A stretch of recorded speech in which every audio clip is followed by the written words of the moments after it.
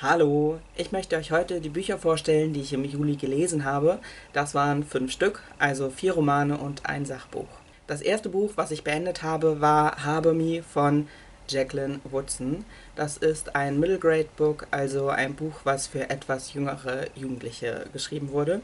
In dem Buch geht es auch um etwas jüngere Jugendliche, 6 Stück, die von einer Lehrerin die Möglichkeit bekommen, also einen Raum gezeigt bekommen, in der Schule, in dem sie einmal die Woche eine Stunde sein können, um über Dinge zu reden. Und das ist etwas ganz Neues für sie, dass sie über das reden können, was sie beschäftigt und gleichzeitig auch keine Erwachsene dabei sind, die alles auch schon gleich beurteilen, sondern ein relativ offener Raum einfach ist. Genau, und die Jugendlichen haben auch einiges zu erzählen. Also zum Beispiel erzählen sie von ihren Rassismuserfahrungen. 5 von diesen 6 Jugendlichen sind nicht weiß, haben mit Rassismus zu tun.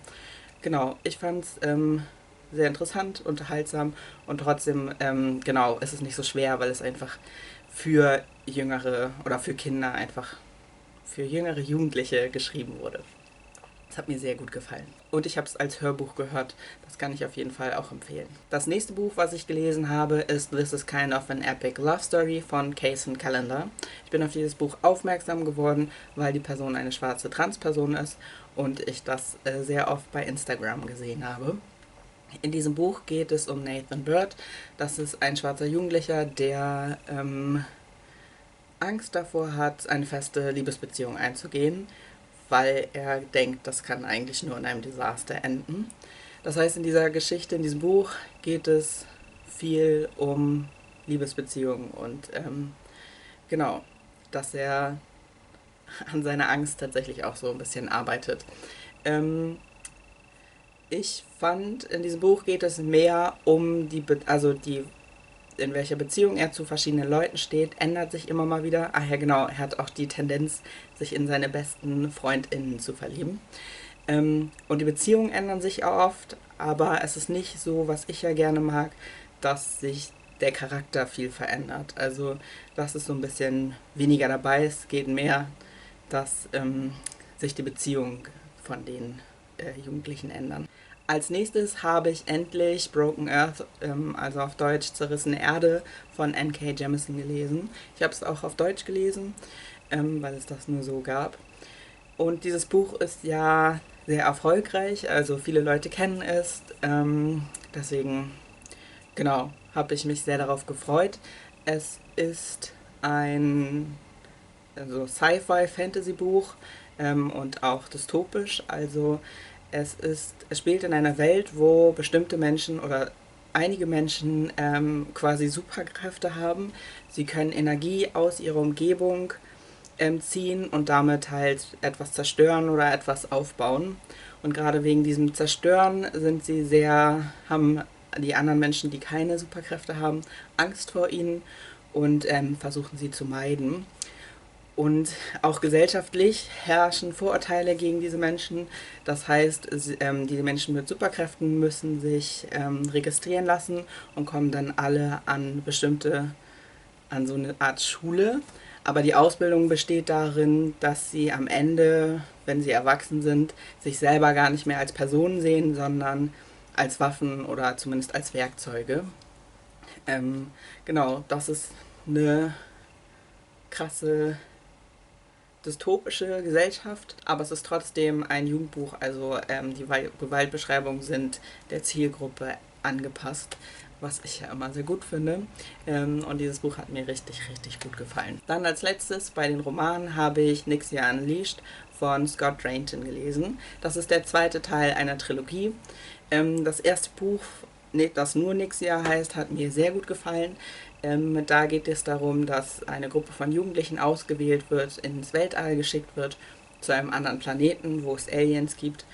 Und genau, sie von der Firma, die sie da hinschickt, beauftragt werden, dort Metall abzubauen. Und in dem ersten Buch geht es nur darum, dass sie ein Jahr da lang hin brauchen. In dem ersten Buch gab es viel so Entwicklung von der Hauptperson, Emmett Atwater, der so sich charakterlich klar verändert durch diese einjährige Ausbildung oder Drill oder so. Und jetzt im zweiten Buch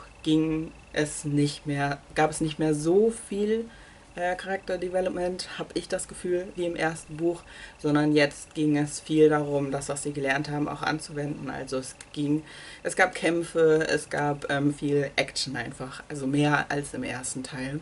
Und es sind ein paar neue Charaktere dazugekommen. Deswegen ging es nochmal so ein bisschen um die verschiedenen Beziehungen und Gruppendynamiken, die es gibt, aber auf jeden Fall nicht mehr so doll wie im ersten. Aber ich fand es auf jeden Fall trotzdem spannend, das als Hörbuch zu hören. Und das Sachbuch, was ich im Juli beendet habe, dank dem Reading Rush, ist Dolores und Imperio, die drei Leben des Sylvain Rubinstein von Kuno Kruse. Das ist eine Biografie über einen jüdischen polnischen Tänzer, der, dessen gesamte Familie im Holocaust gestorben ist und der selber im Widerstand war. Und dazu ist das ein Mensch, der nach dem Krieg dann weiterhin als Tänzerin aufgetreten ist. Und zwar die letzten Jahrzehnte auf jeden Fall im Rotlichtmilieu, das in meiner Stadt ist. Und dann auch hier vor kurzem gefühlt erst auch verstorben ist, von dem ich damals noch nichts wusste. Aber ich finde es interessant, welche Menschen quasi auch in den Räumen unterwegs waren, in denen ich auch bin. Deswegen habe ich dieses Buch gelesen. Ich hatte schon mal eine Doku über den Menschen gesehen und die war schon spannend. Deswegen habe ich ja auch dieses Buch dann mir ausgeliehen aus der Bücherhalle. Aber vielleicht ist das für Leute, die diesen Film nicht gesehen haben, leichter oder interessanter noch dieses Buch zu sehen. Denn irgendwie, obwohl es verhältnismäßig dick ist, war gefühlt nicht mehr drin als in dieser 1,5-stündigen Doku. Sodass diese ganzen Markierungen, die ihr hier vielleicht seht,